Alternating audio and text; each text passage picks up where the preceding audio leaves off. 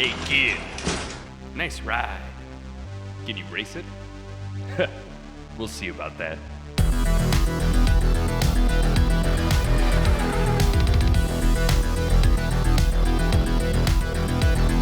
Hello and welcome to Good Boys Gone Bland, Season 9, Episode 3, The Art of Racing in the Rain. I'm your co-host, Denali. I'm your co-host, Ryan. I'm your co-host, Jace. That's not it. Oh, we got a southerner on our turf. Another one, I mean. Do it.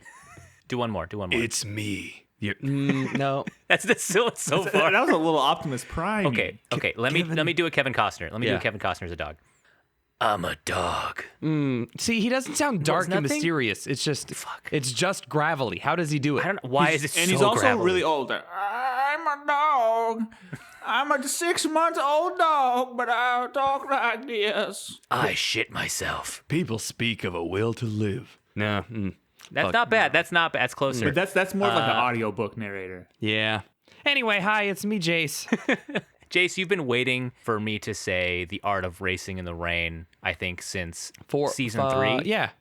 Of 6 more this seasons. podcast, since our dog season, and you finally got it in after all these seasons. The stars finally aligned. You got close when we almost did Kevin Costner somewhere in between there, but we It's finally got there, folks. Essentially your fault, both of you, for letting the Wheel of Chaos slip off. Not really my fault for pitching the movie, is what I would like our listeners to understand. Slip off into our season in which very quickly we decided to declare war on each other, trying to watch movies that are painful to watch. But Jace, I mean, I suggested Tokyo Drift. Oh, great movie. Loved it. great movie, Yeah. great movie.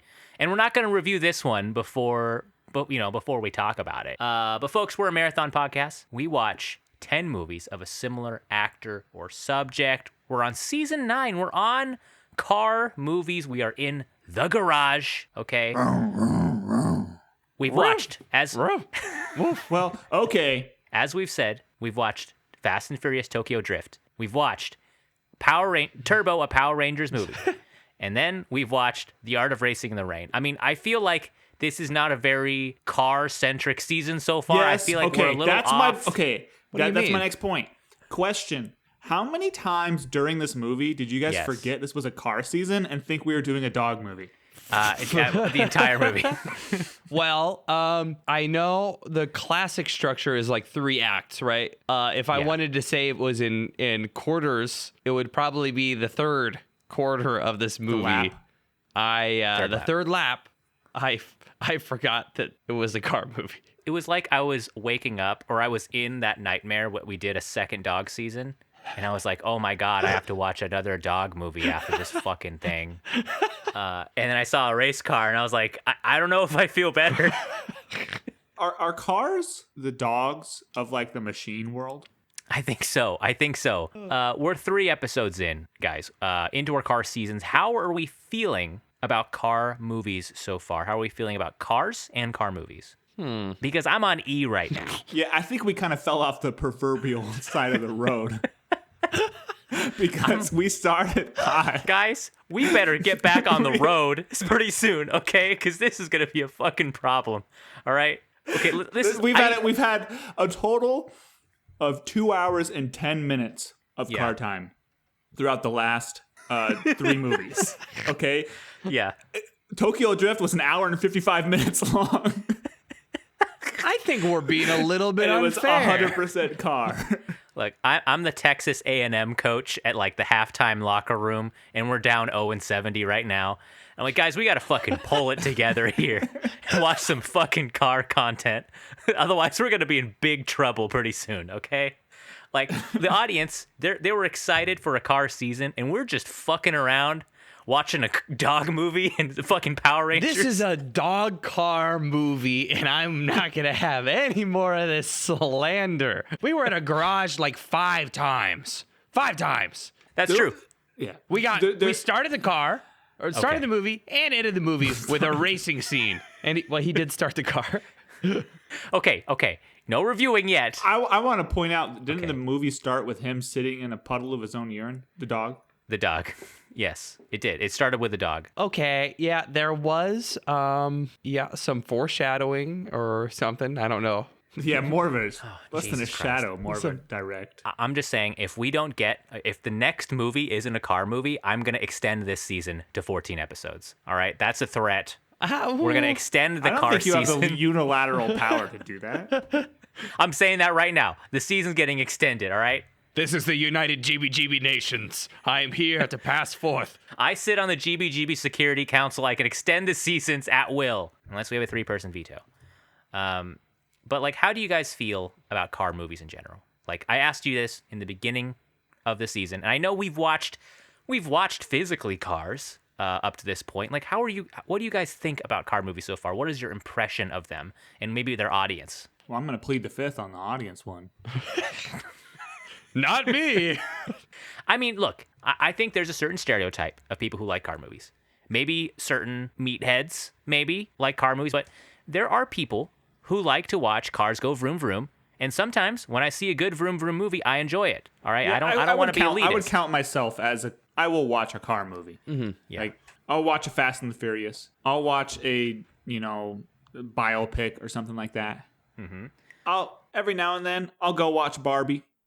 She's got a dream car. Car movie? Cool. Yeah. Huh. Probably the most powerful car we've had so far. Let me go out on that limb. Damn it, I want to see Barbie. Car movies, I feel like, have a lot of variety, too. I mean, it's like you have something like this. This is not like Fast and Furious. Mm-hmm. Some people could say this is a car movie. You have things that are like comedies. You have like Sex Drive. That's a car movie? Question mark. You have things like Power Rangers, a kid's movie. It ain't like Fast and Furious where people are just drinking and boning pardon my French, all the time. Is this our a second opportunity now to watch Mad Max?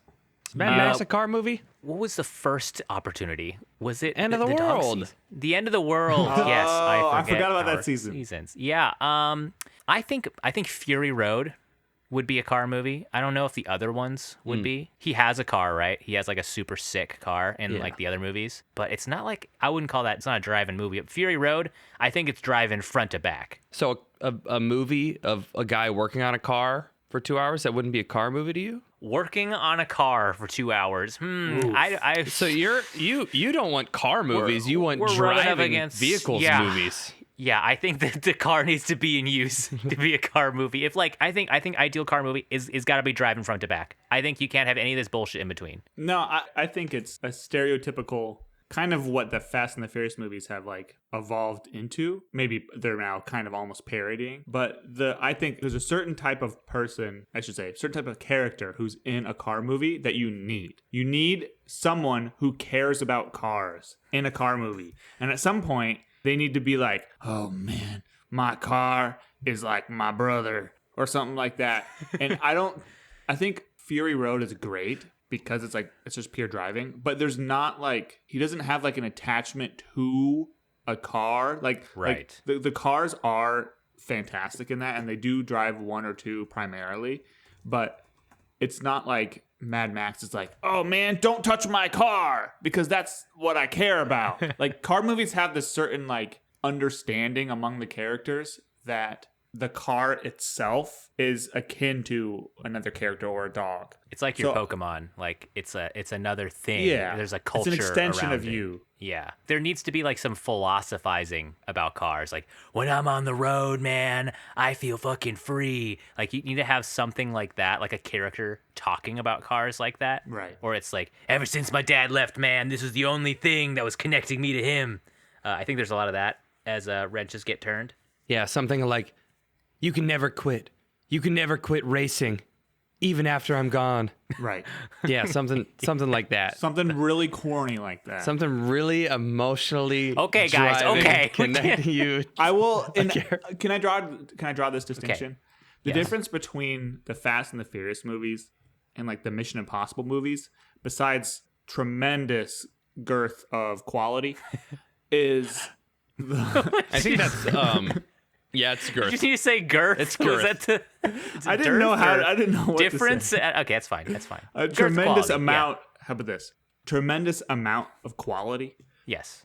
is that the Fast and the Furious movies are about cars, whereas the Correct. Mission Impossible movies, like the cars are just a tool, and they'll ditch them. Like they'll steal a car and drive it through a city and bust it all up, and then get out of the car. Whereas like they don't show them with the car in the garage. Like James Bond, iconic cars, Right. but not car movies because the cars are just a tool. They're not like a character. Imagine if James Bond spent like 10 minutes of every movie being like, every time I'm behind the wheel of this bad boy, oh, it makes me feel like the road is my fucking soul. Yeah, that's a good point, Ryan, about like what separates a car movie. And I also think that's why we don't like those movies. Right. It's like because it has this element of being like, it's not just a tool to advance the plot. It is the fucking plot. Yeah, Like, there you this go. thing, you know? There you go. And you know, it's like, you guys know this about me. Like, I'm a big public transit dude. I don't really like driving or like the act of driving. I'll drive because I have to appreciate my car. But like, I wish there was movies that captured public transit in like a really cool way. And there's not like Speed. Okay, Speed is about a bus gone wrong. But I want trains going super right. I want a movie that makes trains seem badass and cool. Train to Busan. Train to Busan. Now, Snowpiercer. the patrons of both those movies, not super great, I might say. Ooh, the Not a train you want to share. the Christmas full train of- movie, Christmas Midnight train. Express. Polar Train Man. Polar Express. That's a, Polar Express. That's That's a sick ass train movie. Okay. Yeah. I saw that shit in 3D in 2006. There's a scene where they go down like a big roller coaster thing on the train. That's cool. Okay. We got 3 train movies. We could have just done train movies. Yeah. Maybe next season we'll On just a- kind of counteract the carbon output of this season. So Denali, as a counterpoint too, because Yes. I love cars and I love driving in cars. Okay. I love road tripping. You know. And you hate public transit. Right. Well, let's just sure whatever. And Wow, Ryan, tomorrow, I'm going on a road trip. This is true. This is factual. Yeah, it's true. I'm And it's leaving for on a GBGBs. Yeah. Right. So I'm going on a cross country road trip. I'm leaving here. I'm taking about 5 days, and I'm maybe going to I don't know 10 states or something like that. Is there any spots you want to hit? What kind of ride you taking? Yeah, so we're taking only the fanciest of fancy. It's like a 2008 Nice. Good year. Nissan Rogue, and we're gonna have a dog and a cat in the back, and we're gonna hit up all those giant yarn balls. You know, all those giant sticks. Yeah. That we have populated throughout America's Is that the things frontierland. dogs and cats like? Was Yeah. that why? Any pit stops for the humans? Every Cracker Barrel in existence. Yeah, let's go to Cracker Barrel. I also like we talked about this off mic, but you are bringing the 2 animals that historically hate each other at a biological level in that car with you. Right. And they both hate cars. So it's this weird 3-way negative energy that I'm gonna have to like counteract. That is excellent. So Ryan, I'm coming up with jokes. I got 5 days of jokes, just straight one-liners to pull at Great. him because I'm driving with my buddy, and I think he's gonna really appreciate that. Me just chattering nonstop with pre-written material that doesn't like take into account what's currently happening. listen, pack the mic, Ryan. Feel free to do a bonus with your friend there, and he's welcome on the show anytime. I'll review anything that we see on HBO in the hotel rooms. Do we want to just? I feel like we might talk about a lot in this movie because I think there is a bit to talk about. Jace, do you want to just like maybe defend yourself about why you picked this? You know, Because I feel like we were dunking on you. We're giving you a little bit of hostility. that's totally fine. That's totally fine. I understand. Before we started recording, I was like mid-sentence, and I said I could tell that this movie wasn't really great because instead of watching it intently and like being quiet, I was cracking jokes the whole time and just being like, "What the fuck is going on?" Right. Same. And this is the second time, 2 movies in a row, that Kaimi has been at my house for some reason or another. Oh God. He watched Jesus. Power Rangers with me on first watch, and he was here yesterday for Brent's wedding. Brent, congratulations. Congrats, Brent. He got married on Saturday. He's going to be a guest someday on a guest Yay! episode. Woo! Long-time listener. Kaimi was here for that, and I made him watch The Art of Racing in the Rain with me, and I picked the movie because it's fucking hilarious that there's a dog car movie. And is there a reason why Kaimi is not a guest host today? Did he just want to go home and be away from this movie for a while? He could have came on, Jace. He could have. I think we were up in there about when we were gonna record, and Yeah, that's true. That's true. forgot to give him the guest microphone. So if I have this straight, Kaimi has, without pay and without content, just consumed both these movies. Yes. Yes. Under your purview. That's great. Kaimi, if you're out there listening to this, you're welcome. Yeah, you're welcome for yeah. that. Feel free to come on. Next time you come on, you can talk about those two movies. We'll let you do that. So, Jace, what is The Art of Racing in the Rain? Because we brought it up during the dog season. You know, you mentioned you wanted to see this dog race car movie so bad, and it never happened. But like, tell our audience what's it about, dog? Yeah. Vroom vroom. So Denny Swift, the second main character. So dumb. Took me 2/3 of the movie to realize that his name was Denny. Denny Swift is like a made-up fucking name in like a racing porno. Yeah. Denny Swift is, I guess, the second main character. Who this movie is a story of a dog that's like really human, whose owner is a race car driver, a Formula One driver, and it's basically Kevin Costner as the dog's voice narrating his life for, dear God, 2 hours. As you know, Denny Swift has a normal human life where he drives a race car, gets a dog, gets married, has a baby, and then some really wild lost shit. And some really like dark notes, and then some crazy law, like all happening in Seattle, which is kind of cool. And then dog and racing, and then more dog, and then racing. And the dog's name is Enzo, after Enzo Ferrari. So that's another car point. So I suppose, Jace. Yeah, and that does cover it. This movie was a moderate success, surprisingly, in the box office. It came out in 2019. This movie was made for between $18 to $20 million, grossed $33.8 million. So this is actually like, they actually made some bucks back on this. Unfortunately, they will not learn their lesson. But I wanted to take a look at the box office for August 9th, 2019. We're actually coming up on like the, 40-year anniversary of this movie. Happy birthday, Art of Racing in the Rain. I wanted you guys to guess. Okay, this is before the great bad thing that happened in 2020. What was the box office in August 9th, 2019? Try to put your brains back in that old world. Number one in the box office. This is a horror film. It's produced by Lionsgate. I don't know if you're going to get this. Is it a sequel for something? It's not it. It's not a sequel. This is an original movie, but it's based on a book, so I guess not really original. It's adapted. It's adapted from a popular children's book. just like this movie, The Art of Racing in the Rain. Popular children's book? Popular children's book. It is a horror movie. Scary Stories to Tell in the Dark? That's correct, Ryan. Wow. 1 point. Number one in the box office, grossed $8.7 million. Number two, this is Had a a movie week. that Yeah, what the I don't know what was happening here, man. $8 million? I don't think August is I probably think- not I a think hot it month was- for movies. I think it was 8 million. That like, Barbenheimer's going on right now, man. 8 million was the not August fucking right now. day. All right, it wasn't like it wasn't the fucking Opening weekend. entire run. All right, I think Scary Stories made like 100 mil like after its run. Number two on this list. Okay, this is a sequel to a franchise that's very big, and we may have watched one movie from this franchise. Was it John Wick 3? It's not John Wick 3. I'm afraid to say anything else.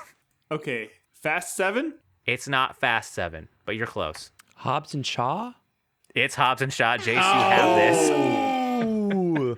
We're tied for the box office game. Wow. Fast and Furious presents Hobbs and Shaw, a huge fucking movie. That might have been like one of the last times I went to the movie theater. I think it was like Pre-pandemic this- or just like since? Like pre-pandemic. I've never seen it, but I heard It was good. It's insane. It was surprisingly good. I didn't have an expectation, and I left the theater like, that was fun. Okay. Hell yeah. This is weekend 2 of Hobbs and Shaw. Fell at number 2. Number 3 here, okay? This one, I don't think you guys are going to get off the dome, so I'm going to give you guys a little bit of help here, okay? This is a live-action adaptation of a very popular animated children's show. I'm gonna give you a hint that I think is gonna give it away, so whoever gets this faster is gonna get this. The main character of the show likes to explore. Dora the Explorer? That's correct. Dora and the City of the Lost. You said explore.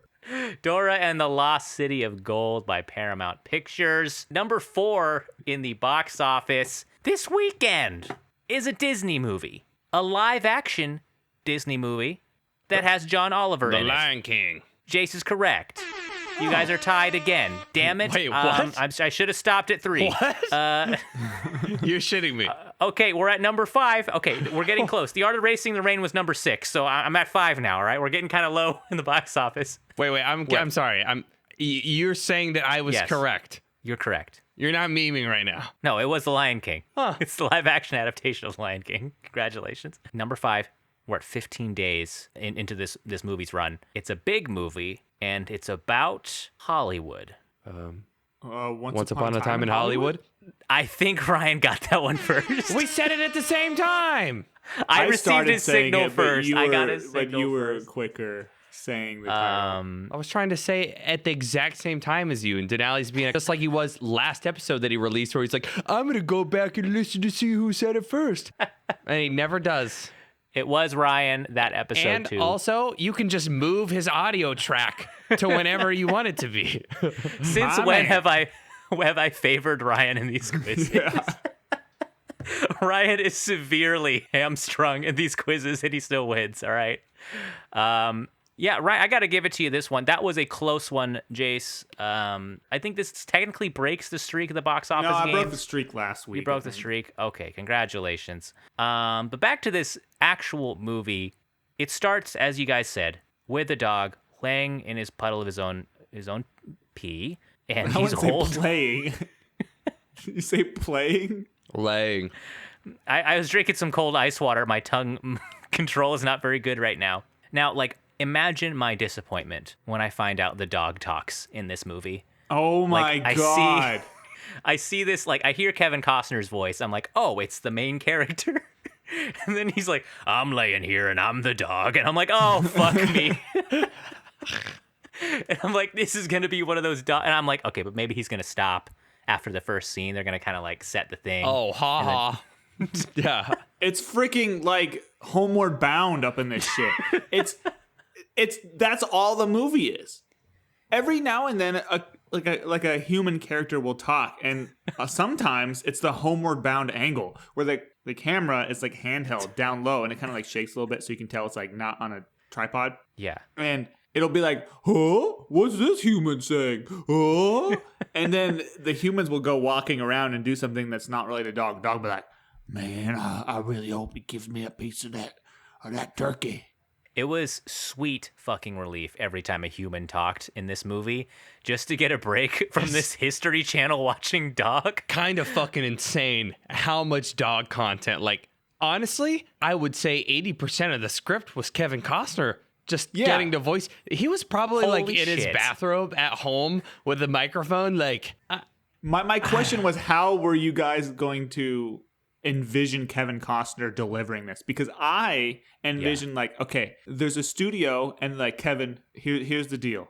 We got a little bit of a thought experiment for you. It's kind of like improv. We're gonna put you in this room for 2 hours. 2 hours. And you're just gonna come up with dog content. Just pretend you're a dog. What would a dog be thinking about? Well, I was watching a History Channel Good. show about Keep going. Mongolia Keep once. going. Just go. And just go. I heard they bury their dogs in the steppe. And, That's dog related, so that's the count. One We'll time use I that. ate a hot pepper and I made a big old fat stinky shit on someone's carpet once. So yeah, exactly. And then I think they were like, "Oh, we can make a script out of this," and then they wrote the humans into it. Some of the stuff he would say is just random shit that I think a grandpa would say, and they put the dog's face over the scene to make it seem like the dog was saying this for no reason. Right. And they would build a scene around just the random shit he would say. Eve's last breath freed her soul. I saw it leave myself. Oh, I guess we need to write someone dying in this scene now. My envisioning of Kevin Costner in this is he's on all fours. I think he's gone full method here. I think he's on a rug with a microphone down low, and I think he's trying to really do this thing. Because I do think he's invested in this role. It does sound like he's trying to deliver something in this movie. What do you guys think? I'm recalling that it fell flat. I think a lot of it fell flat, and I think I was just having a mental disconnect of a dog that can say like Shakespearean poetic prose and then be like, I don't know how to open a door that has a lever. The dog was incredibly smart and incredibly dumb at the same time. And you can tell this thing is dadcore from like the opening shot.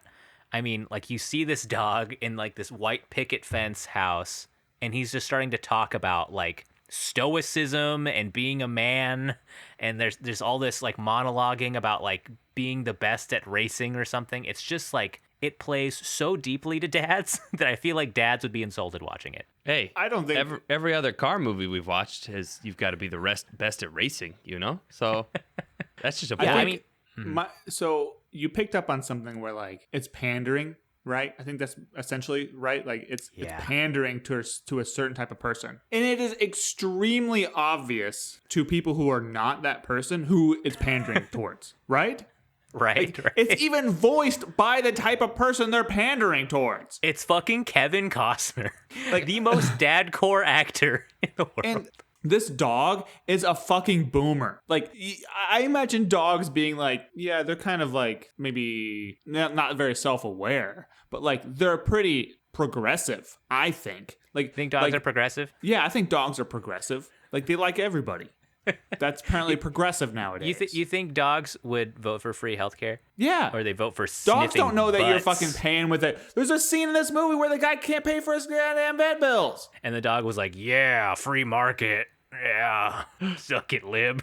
There's a couple. So I want to get this kind of over with and then just like joke about it. But there's a couple things that really struck out that were like, this is so male dominated when it was written, when it was acted, and who is targeted towards. Not only male, but like a certain type of male. Right. Because the dog apparently expresses this opinion that he doesn't value women for anything until they give birth. Yeah, and then he's like, oh shit, they can give birth? They can give my owner progeny? Like, I Ryan guess they is not even should have exaggerating. rights. Like, he doesn't even get into rights. He's just like, the first thing he says about the first female character in this. And it's stacked with dads all the way until this moment happens and all the way after.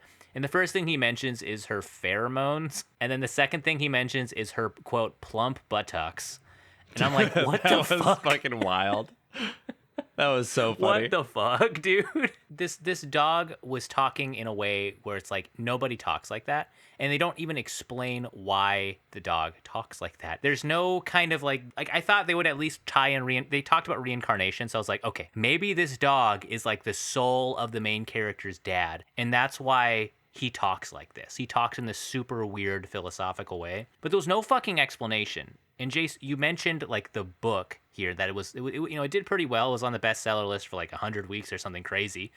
But like, there's a chance this translates better through the book. But I think just the content alone, I think it's probably not great because it's just like, how good can a book about just like a dog and talking about like just weird individualistic stoic exceptionalism through like the guise of racing? I mean, this is kind of like the Fountainhead. Like, it has this weird Randian ideology. Well, also because the charm of a dog is that they're not human. That's the whole fucking point.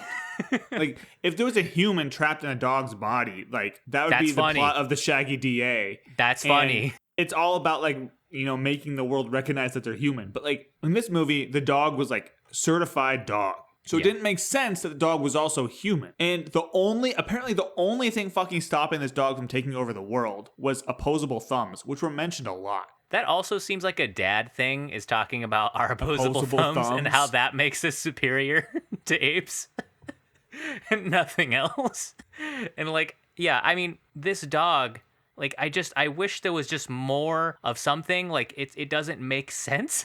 This movie is just, it doesn't fucking make any sense why he's like this and why he can't communicate certain things. Like, if you have a dog narrating at such a deep level, there's scenes where he's like, and then I couldn't do anything because I'm just a fucking dog. And I'm like, dude, you have this. He was so self-deprecating. He'd be like, I'm just a stupid dog. I'm gonna shake your head, here. yes. Wag your tail. And Like, even in Homeward Bound, there's like there's an in-universe explanation, and that the humans and the dogs can't understand each other, right? That's the in-universe explanation for why dogs have human personalities, but they're still dogs, because there's no talking. It's like Pokemon. Yeah. But in this, there's a complete and perfect one-way transfer of information from human to dogs. And full understanding. But just the dog can't figure out how to be like, bark once for yes, bark two for no. And the dog understands abstract concepts. He's like, and then Denny secured a lucrative contract in Italy, which I understand. Like, it was your standard industry contract. So what he did was 2 years he had a work exchange. It's like, dude, just grab a stick and start writing. Like, And this the dog visa can process fucking was read. held up from the misdemeanor class 4 assault that he got when he, and like, what? Wait, yeah, why did the dog understand this? Also, like, I mean, aside from the fact that this movie is wider than a Mayo commercial, it also has, like, one of the most visible TV victims, I think, for me, of the writer's strike. And it's kind of ironic that, like, the writer's strike is now. I mean, the lead here is Peter Petrelli from the show Heroes, which was, like, one of my favorite shows in 2006 that famously got tanked because studios weren't paying their writers and they had to go on strike, and then they didn't have any good writers to finish the show, and it was fucking terrible. I mean, did you guys watch Heroes? No. This first season? First season, man. Peter Petrelli, he was like the lead. I think he was like a fan favorite, and he's one of those guys where it's like, I thought he was pretty good on the show, and I was like, what happened to this guy? And then I see him in this movie, and I'm like, oh, dang it. Like, I know he's taken on some, like, good work. He was in, like, This Is Us, which was big. And I don't really think he was even bad in this movie, which is, like, swamped with... Are you Who talking the about fuck are you Milo? talking about? Are you talking about Yeah, the actor yeah. Milo Ventimiglia? Yeah, the lead. Okay. Yeah. You keep saying... Who the hell is Peter Petrelli? I think the hero's He's from character's Heroes, name. man. He's funny. I was like, who the fuck is Peter Petrelli? Like, Jesus Christ. Yeah. I don't think he was terrible in this movie, but I think a lot of the acting in this was absolutely horrible. yeah, the dad, right? The not the main character, but like his wife's dad, so his father-in-law was terrible. And then what I thought the biggest victim of this being transformed into the movie, though, were the side characters. Did you guys read this in the trivia? What happened to the side characters? Oh, his friends, right? His friends, his two male friends, were a gay couple in the book. But since this is made for and by boomers, that's a no-no. You can't and have that. They're just bros. Because there was a couple times where they would reference each other. The two male side characters would reference each other. But there was no indication, reference to them living together or like, don't you mean us kind of a thing. Like, that would have been so easy. Think about, now this is from a different era, so the jokes were not up to 2019 PC standards. No. I'm talking about the movie Big Daddy. His two friends are a gay couple in that movie. Did you guys remember that part of I that haven't movie? seen Big Daddy. we talked about Big Daddy like a week ago. Yeah, I haven't seen it. What? Yeah. Yeah, but still, it's like, it's not a plot point, and they're not thrown in there as token characters. But like, it's so weird to take that out. It is. It's it reminds me of Troy, where they changed the plot to make Brad Pitt and his lover's character cousins instead of lovers, which even though like the whole point was that he was doing this out of love. What? Yeah, like in Troy, you've seen Troy. I've never seen Troy. I've Haven't never you seen read the Troy. book? Oh, I've read the books. I've read Fucking the sick-ass Italian movie. version. Fucking sick movie. The Italian version. Yeah, it's a decision to leave that out. There probably was a conversation where they're like, we're not doing that. for sure. It's fucking Kevin stupid. Costner was like, I can't be in it. He's like, I won't be your dog. And they're like, damn, nobody else is willing to just sit in a room for Be a days dog, on end and fuck. record dog footage. You know who I think would have nailed this though? Sean Bean. I think Sean Bean could have killed this role. Oh, yeah. But Sean Bean wouldn't roll around on the ground like Andy Serkis. Kevin Mr. Costner, is you don't a need to yes. do that. Mr. Costner, you don't need to do that. It's okay. They rotoscoped Kevin Costner right into the dog. That wasn't a real dog. There was a couple dog scenes in this movie that were definitely CG. When he was lifting the puppy, did you guys notice that? Yeah, it looked for sure. weird. It looked really weird. I think the puppy in the car driving into Seattle for the first time. I was looking at that. I made a comment about whether or not it was fake, but I'm glad you're backing me up there. Yeah. Yeah, I think it was fake. And like it's just like this movie, I can't believe I'm saying this, but it's too much dog and not enough car. Like, What do you mean? Can't believe you're saying it? It's a freaking car season. It's not the dog season. I know. I'm normally the dog season. I was always like, needs more dog. This one, I'm like, it's too much dog. We should have watched it in the dog season. Dog. And like every time they start showing just a smidgen of race stuff, a couple of vroom vroom scenes, I'm like, oh shit. They snatch it away for some other bullshit, dude. And they say like, snatch it away. It's been 6 months and 2 days since I last smelt a racetrack. I smelt the oil and the gasoline. It'll literally be scenes like that, and the dog's just like looking out a window. And it's played completely straight. There wasn't a single thing in this movie that wasn't played straight. Yeah. Oh, I guess, okay, we do need to talk about the zebra. Do we need to talk about the zebra? Yeah, because that was weird fucking shit out of nowhere. That scene was Like, kind of spooky, okay. dude. That freaked me out. Dude, That I freaked me out. was like, hold up. Is this going to go into like a crime, like psycho thriller movie direction? But it only lasted 30 seconds. But there was this scene that was so out of place, completely tonally different from the rest of this movie. And it was pretty much the only 30 seconds I enjoyed. But the dog is home alone, which we need to talk about this scene as well. And he starts, quote unquote, hallucinating that the daughter's toy zebra is like real and like animated. And it's walking around her room and like in the dark is like doing kung fu moves. And it was really weird. This is in the middle of a like feel-good dog movie. The whole thing was like this dog fixates on this zebra toy, which I think like they're trying to be like, oh yeah, some dogs just hate certain stuffed animals. And he's just talking about the zebra toy. And they have this interlude, like Ryan said, where it's just really surreal. And he like rips it apart. And then they later all have of his this toys scene. apart. All of the girls' toys apart. Yeah, he rips all the toys apart. And then you have this really weird scene where the main character just loses his fucking shit on this dog. Can we, okay, out of character moment. Let me rewind. I think rewind. Because, okay, here's what happens. I'm going to lay the facts out. Okay, yeah. I'm going to lay the facts out, and then we can lay judgment. Okay. First off, the owner, the main owner, Milo, is out of town. He's Denny. gone. Whatever. Who gives a fuck? He's out of town. Denny Swift.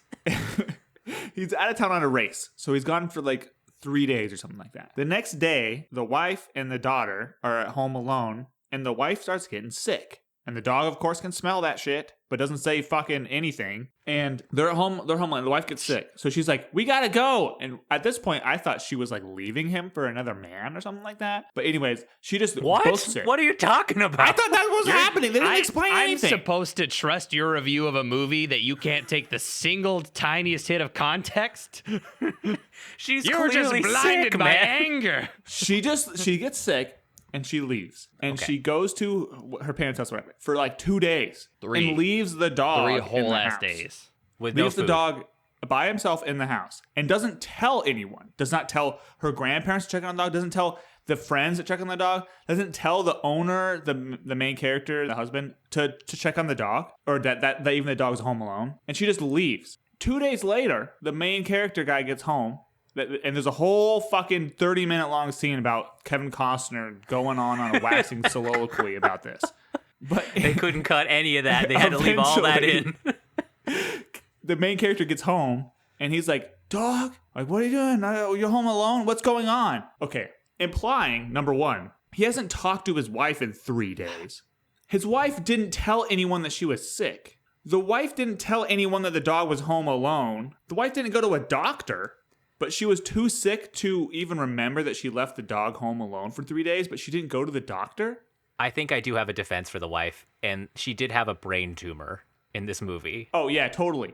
But that doesn't explain anything else. Like, oh, yeah, okay, she couldn't think of it, or at the time she was really confused because she had a brain tumor. 3 days have gone by.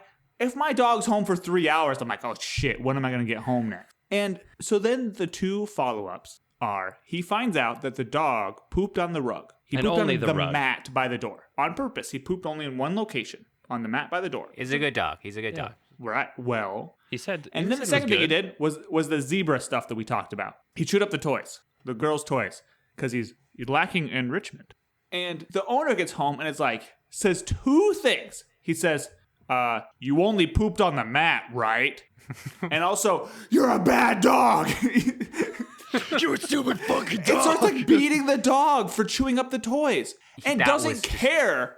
Doesn't even care that the dog's been left home alone for 3 days. That was so weird. And he does it in front of his wife and kids. And like, he has never talked like this throughout the whole movie. Yeah, and he's like, it's so you jarring. stupid dog. I'm like, whoa. And so one thing you understand, like as a dog owner or as a dog, is that you're lucky that entire house wasn't covered in shit. Like On a good day. Don't be like, you only went in one spot, right? Like, who cares where the dog went? It was left inside for 3 days. Like, the dog's not the person at fault here. The dog can't. Oh my God, it's so annoying. Yeah, like the dog was clearly stressed, man. Like dogs get Well, also, fucking it has to stressed poop. It was a bizarre scene. I also just don't know why that had to be kept in. Like it didn't really serve any purpose aside from having Kevin Costner just like go completely insane on the mic for like a huge portion of the movie's real estate. Like this thing is clocking 2 hours. And that's a long time to have a dog racing movie. Like it doesn't need to be in here.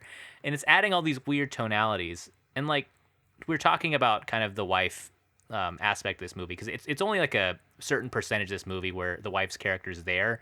And I feel like the character is just there to kind of serve this like really sad plot. But like this movie, it was just like they're holding up cue cards where audience is supposed to like cry, be mad, laugh, cry. It's felt really pandery, I think, like Ryan said, where it's just like, okay, we're gonna do this excruciatingly sad scene that you're supposed to cry now, and then we're gonna do this rage bait fucking scene that's gonna make you just like so mad that you're gonna freak out. Like it's just movies like this I feel like are really prevalent in like kind of these like dadcore made for streaming kind of hallmarky movies where it feels gross to watch. And I feel like kind of it's like cheap because you're not invested in these characters, but they're just trying to just bait you into these like harsh emotions. I just that part I think got me the most out of watching this movie. Yeah, so are you saying that they purposefully put that in because you were supposed to be angry at the characters?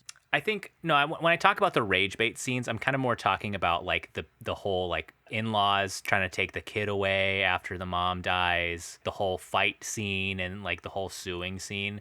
I think that scene in particular where he's just yelling at the dog, I have no reason, like I cannot find a reason for that to be in the movie at all. I think you're just supposed to be like, oh, poor dog. Oh, he feels bad. He apologized. He's petting the dog now. And oh, he's a good man, but he's tough. Oh, don't fuck with him, but he's a good man. Well, right. I think maybe it's more like, oh, they have to put a scene in with the dad disciplining the dog because all the boomer ass dads watching this are going to feel like assholes when they realize that, oh, these people in this movie don't do that. God. I mean, we mentioned this, like, this is kind of just like conservative libertarian fantasy. Aside from scenes like that, it's a lot of monologuing about not dwelling on the past and being responsible for your own actions, which I feel like just like that is just it's too on the nose.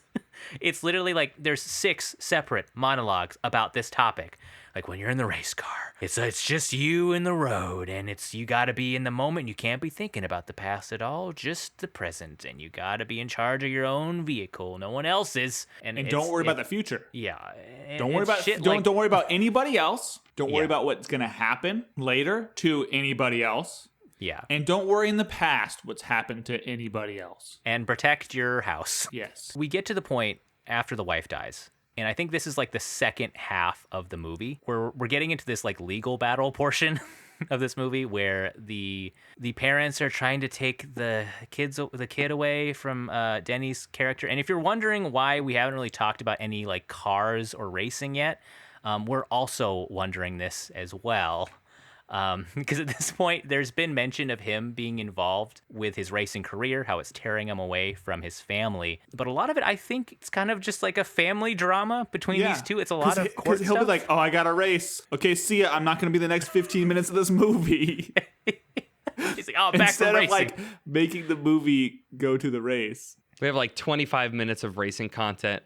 A majority of it is them on a couch watching racing on a TV. And then some cute scenes where he's like either holding the dog or holding his daughter, like rhyming. this turns, Yeah, the miles, That's about it. It made me feel the budget too, where it's like they had a racetrack for one day and they're like, all right, let's get all the shit we need in here. And we're like, oh fuck, we can't film any more race scenes. We're just gonna have to have them talk about it. So towards the middle / end, there's a scene where this guy who works for Ferrari shows up in the new Ferrari, which is product placement for the budget. But also, he parks it at a really peculiar angle. And then he gets out, and then they talk, but they apparently get back in the car and they drive it around. And then later there's a scene of them getting out of the car after they've driven it around. Yeah. It's parked in the exact same spot and orientation and time of day and everything as when they got in the car.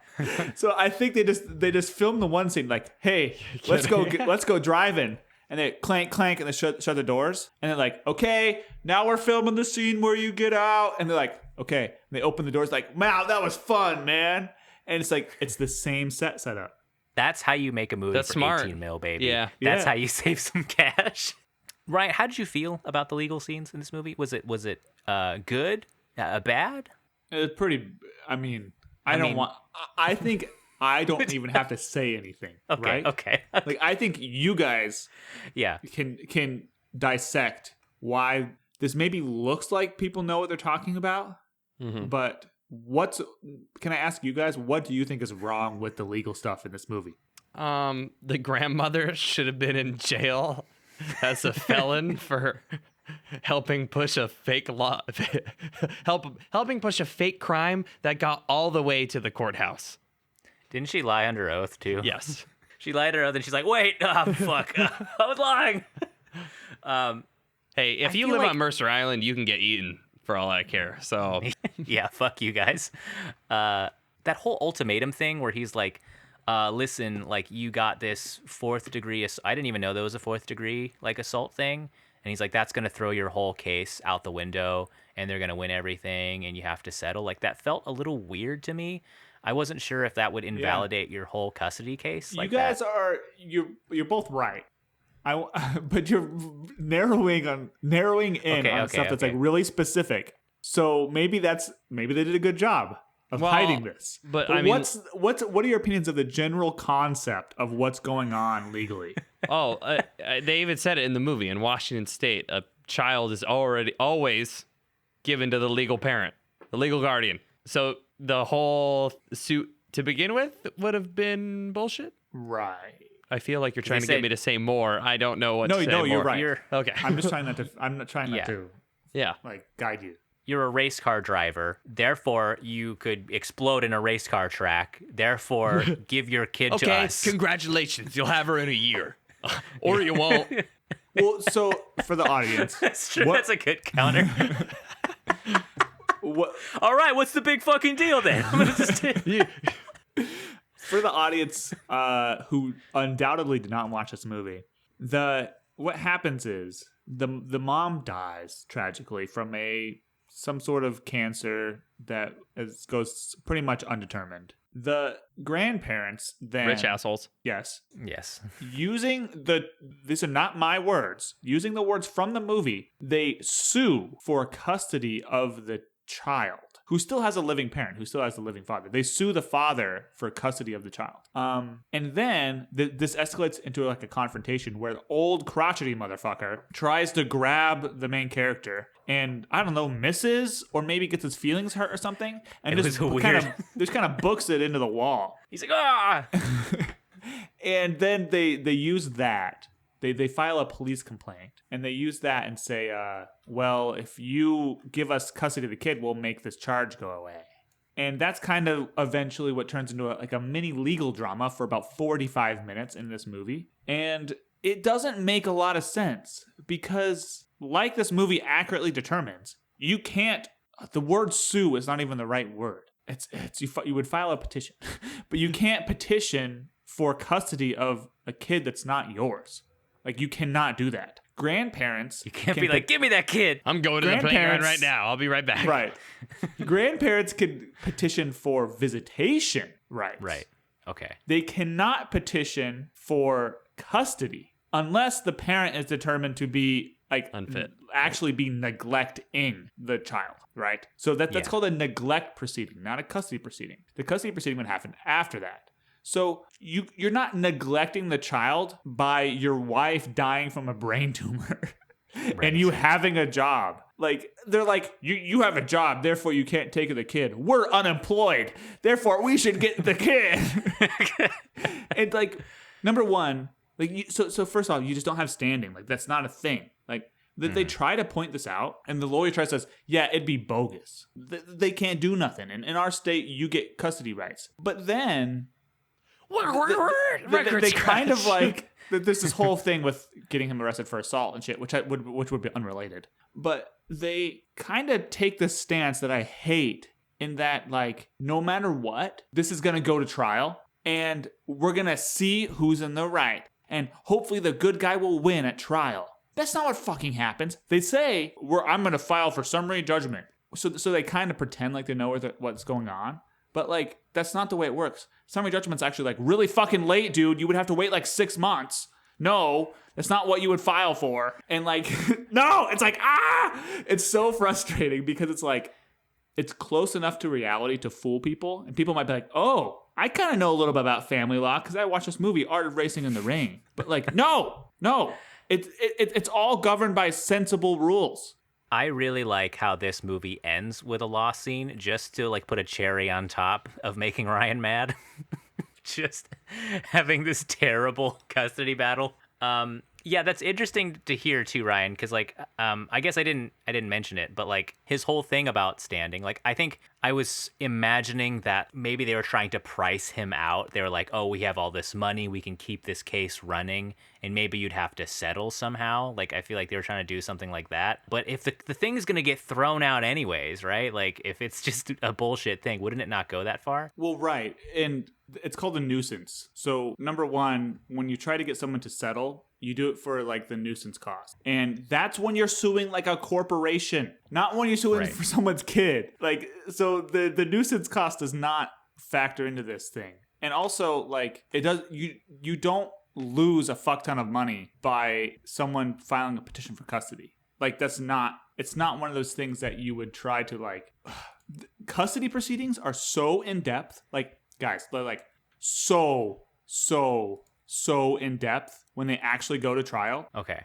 That you wouldn't be able to sneak by and be like, well, he's actually a terrific father who cares a lot about his kid and is willing to work like super hard to give the kid a good life. And he has a good home and a good support structure and everything for this kid. And the kid wants to live with them and everything. It's like a great relationship. But he yelled at a dog once. Yeah. You called him stupid.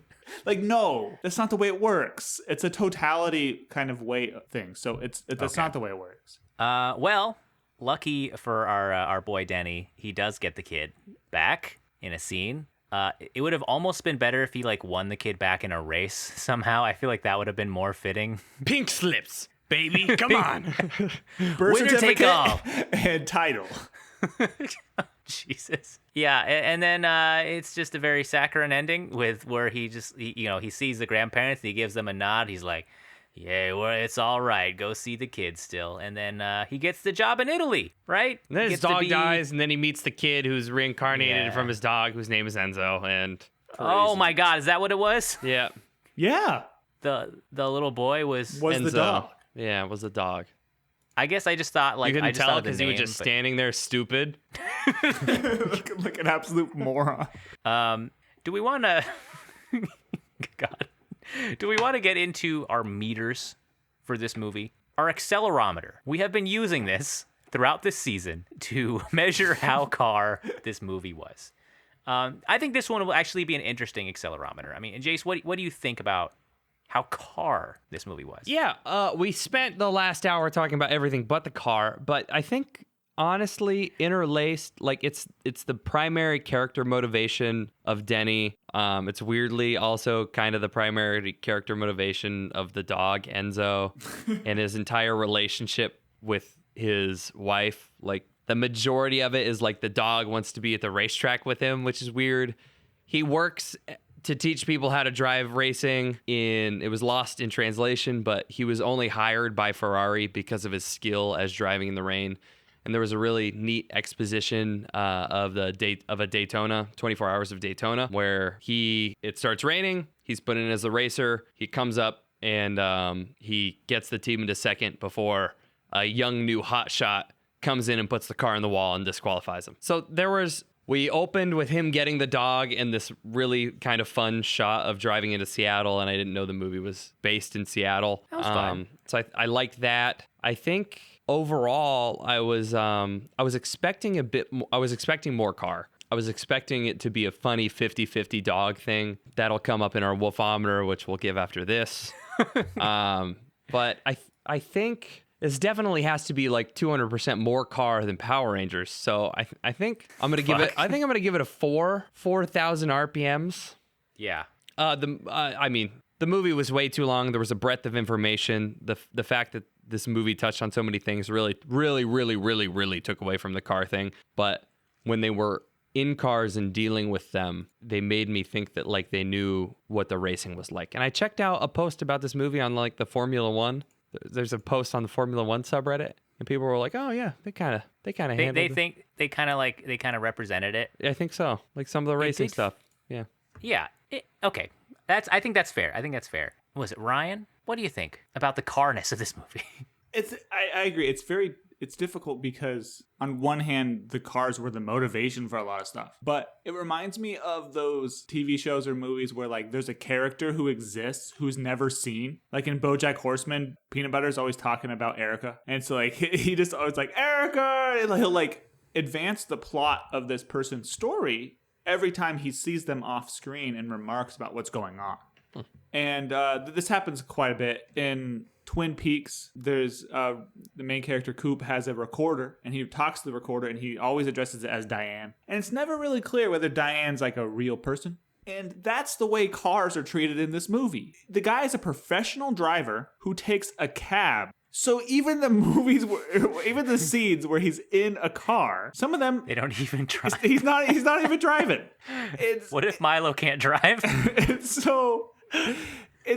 I don't know how much of this is a car movie or is it a movie about cars where like, and the cars are always portrayed through the dog's viewpoint where like, there's no engine talk. There's no like CCs and horsepower talk. It's just like, oh, I like this car because it smells good and there was a hiney in it. And you don't get any. If you showed this to like a car bro, he'd be like, why? This is just car related. It's like when somebody buys a gift for your hobby and they don't know anything about the hobby, so they just buy like some random thing that's tangentially related that you have no use for. That's like what this movie is. So while it's not going to bottom out at the 1 or the 2 or even like the 3 is pushed. Like I could see 3 on my scale, but there's no final race. You know, there's no button that makes the car go faster. It's the race to the dog's death when he goes on the test track in that model Ferrari. That was actually a good scene. I like that. Yeah.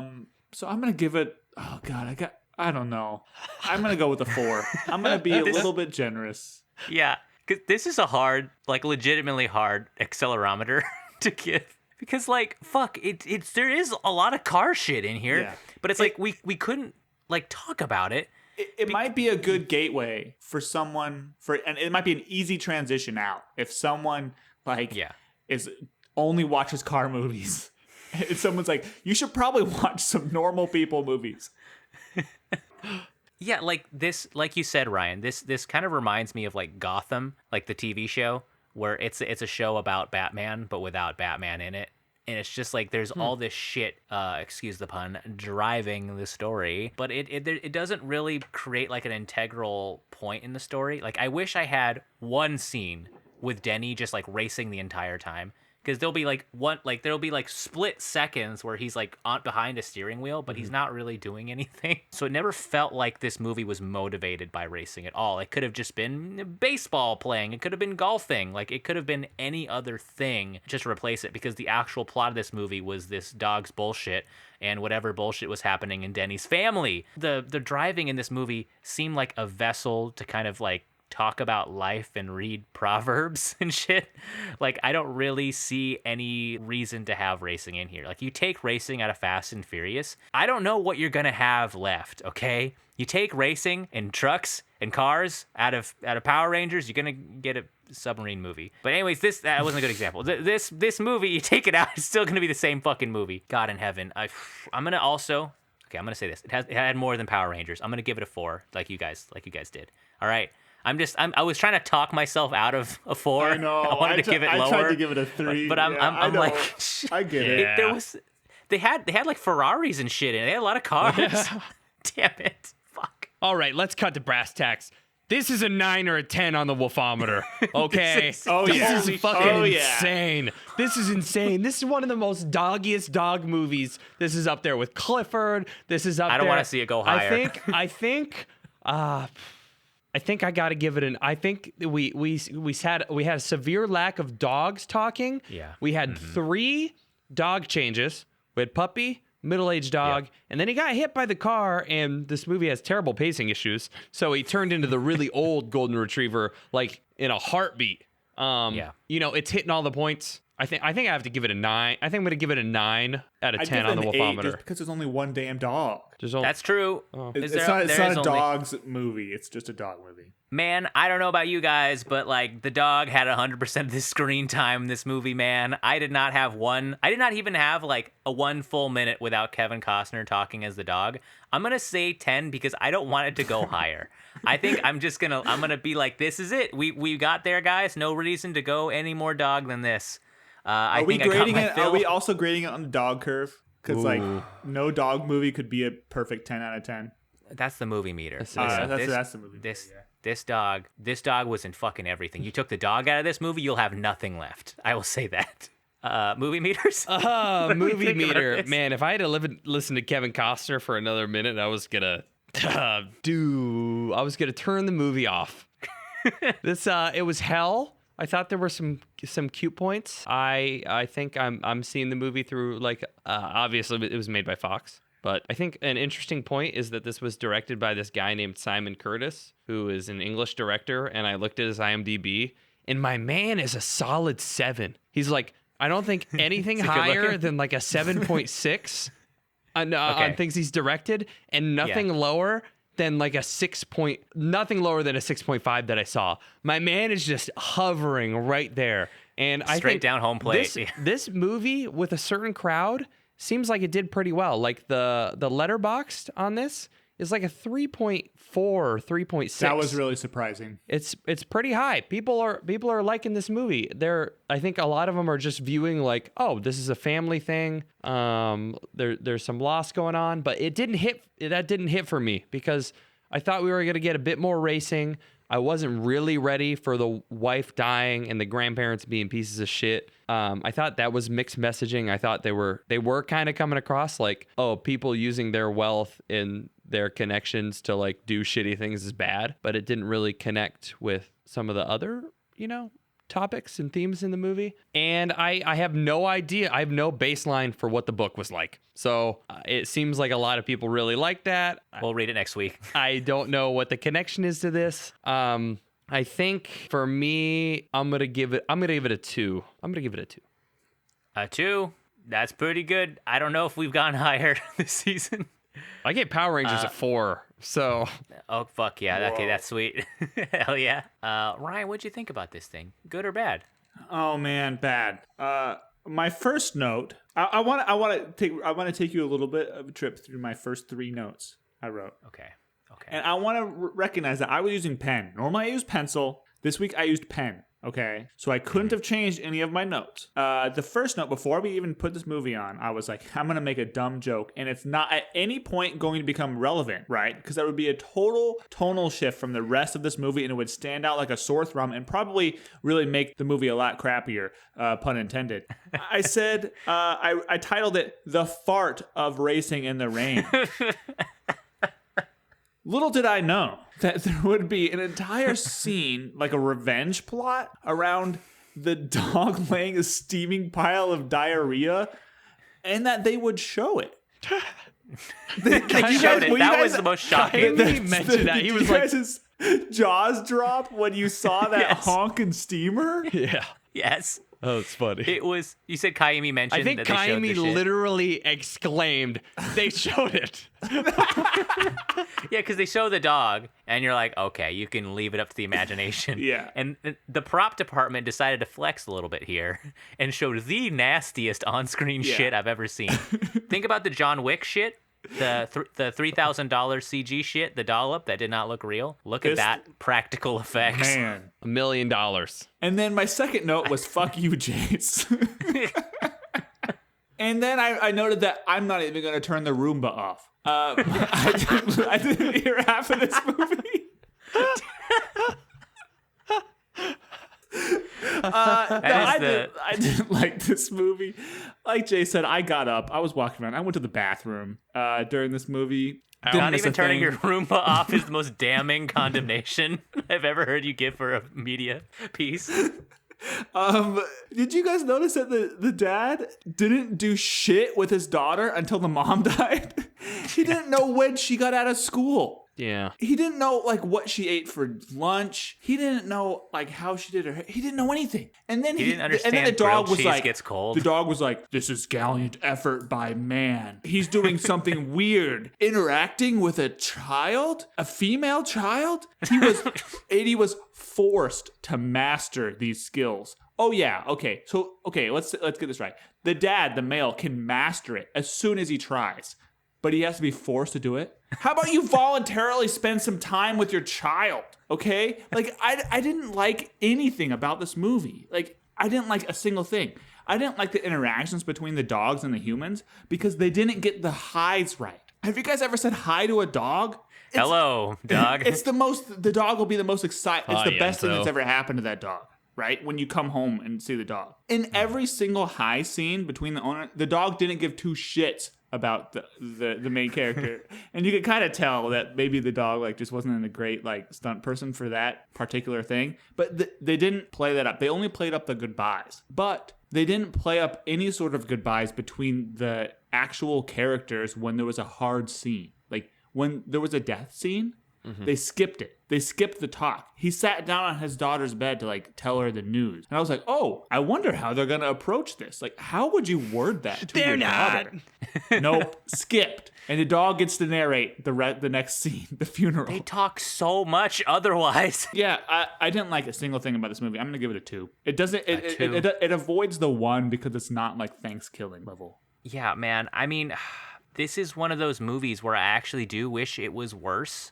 That way I would have at least had some like yucks out of it. Like I would have at least been like, oh man, this movie is like so funny because it's so bad, man. Holy fuck. But it rode that line of being just bad enough to irritate me, but not enough for me to laugh at it. So it's like, God damn it. Like my headspace watching this was already not good. I was exhausted after a long day, and I started this thing at like 10 p.m. when I knew I was going to have to get up at 6 the next morning. So I was like, oh, fuck. All right. I see the runtime when I when I spend money to rent this thing on Amazon Prime. I'm already pissed off at wasting like $3. And I see it, and I see the 2-hour runtime, and I'm like, oh my God. And then I see this dog fucking talk, and I'm like, oh Jesus. And he's not shutting up. He keeps going. And fuck, man. I spent a lot of my time watching this movie. You know, I didn't enjoy it, like you guys said. It seemed very insincere. It was too much dog when I'm not expecting it to. Like, that's the thing. If I'm expecting a dog movie, I was expecting a certain level of dog, but if it's like 90% of the movie, I want to know that going in and not finding that out as I'm watching it. It's when you're already down, that's just like another thing holding you even harder down. I think by the end of this movie, I just felt emotionally exhausted. The emotional spikes, I think, were effective in this movie on me because I'm a sensitive person, but I felt cheated because it was like effective. It was just kind of like they were pushing an emotional button inside my brain. They were like, sad, mad, and like it didn't feel earned at all. And by the time I finished it, I was just like, fuck everyone involved in this movie. The racing scenes were not there, and what little was there wasn't entertaining at all. And then, like you guys did, I ran this fucker straight through, all right? I did not pause this a single time. Normally, I'm pausing shit. I'm pausing shit hundreds of times to write notes, to like look at things, to rewind and rewatch ridiculous scenes. Sometimes I'll do funny videos. This one, I'm like, I'm gonna let this run. I'm gonna run out the clock on this thing, and that's a tough thing to do for you, boy. I haven't watched a serious bad movie since the Anne Hathaway season, and it made me realize how blessed we've been for the last like 20 movies. I'm gonna give this thing a 1. All right, I'm gonna give it a 1. I could give a 0. I will go there. Wow. But I think some people tried making this. I'll say that there was a good faith effort to try. And I'll give you a point for that. And that's not saying much. You guys know what the verified audience score for this is on Rotten Tomatoes? Oh my God. Is it going to make me sad? It's a 96%. What? No. The all audience is only a 93%. I think it just, I don't know. The Put me letter on a box. rocket. It's a 20 on Top Critics tomato meter. It is a 26%. So Okay. it's, you know, Okay, like right. sensible people. I think Okay, agree it's sensible. with just like it's like me with my beer app. I only order drafts of beers of the types I like. So my average score is like a 4 something. Yeah. So like there's a selection bias here. The only people going to watch this fucking dog in a car movie are people who are like, yeah, let me name that up. It's a 10. Read the IMDb reviews too. They're hilarious.